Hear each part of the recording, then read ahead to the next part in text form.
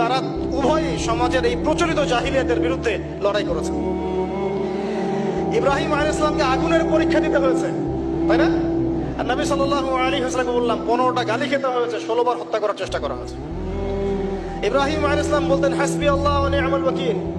সারা জীবন নবী সাল্লাল্লাহু আলাইহি ওয়াসাল্লাম বলেছেন হাসবুনাল্লাহু ওয়া নি'মাল ওয়াকিল। সূরা তওবার শেষের দিকে পড়ে দেখেন।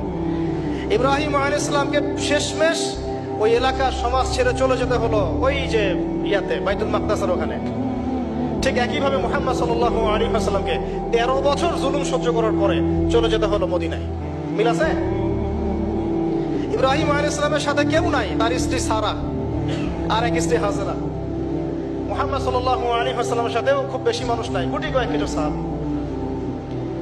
ইব্রাহিম আলাইহিস সালামের লেগেসি বহন করেছেন তার সন্তানরা, আর এদিকে নবী সাল্লাল্লাহু আলাইহি ওয়াসাল্লামের লেগেসি বহন করেছেন আবু বকর, ওমর, উসমান, আলীর মতো মানুষ রাদিয়াল্লাহু